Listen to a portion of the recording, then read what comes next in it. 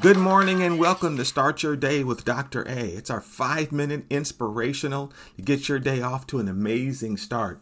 And we're going to continue with understanding that you and I have power. I want to read this quote that I read to you a couple of days ago, and it's by Eliot. He says this: "Forgive me for being so ordinary while claiming to know so extraordinary a God." Wow. Forgive me for being so ordinary while claiming to know so extraordinary a God. We've been talking about the power we have been given. And yesterday we discussed the fact that we have the ability to do. That word is dunamis. That's one word translated power. We have power, dunamis. Well, today we're going to talk about the second word for power, which means we also have the authority to act. The authority to act. Listen, John 1:12 says this: "But as many as received him," meaning Jesus, "to them gave he power to become the sons of God." Well, guess what? In that verse, the word power is translated from exousia, which means the freedom of action or the right to act. Let me give it to you again. So as many as received him, that's you and I, to them, that's us, he gave us the authority to act. Yes, we have the ability to act, but we also have the authority to act. Listen, the Lord gives us both power and authority, but of the two, the right to act, the authority, is more important. Allow me to illustrate this. Now, you and I, we have the ability to sign Bill Gates' name to a check. If you don't know who Bill Gates is, he's behind Microsoft and one of the richest men in the world.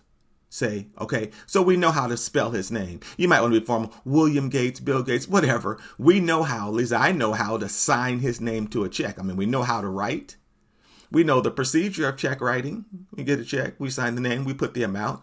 So you and I have the ability to write a check and sign his name. We know how. However, we don't have the authority or the right to act.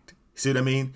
The ability is knowing how or having it, but the authority is the right to do it. We don't have the authority. I don't have the authority to sign his name and draw funds from his account. If I do that, that's illegal. Here's why. Because Bill Gates has not given me the authority to draw on his account.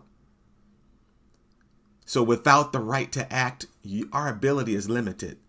But God has given us the authority to draw on his account. Who has the right to act? We all do. You do. I do.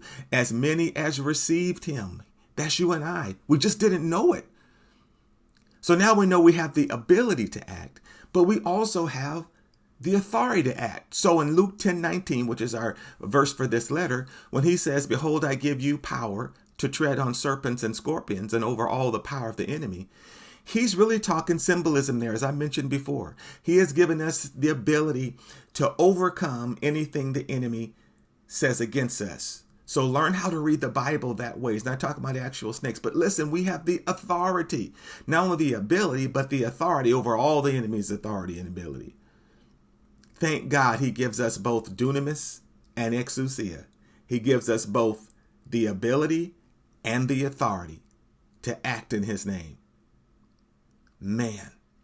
So today, I want you to really focus on understanding that you have the authority to act.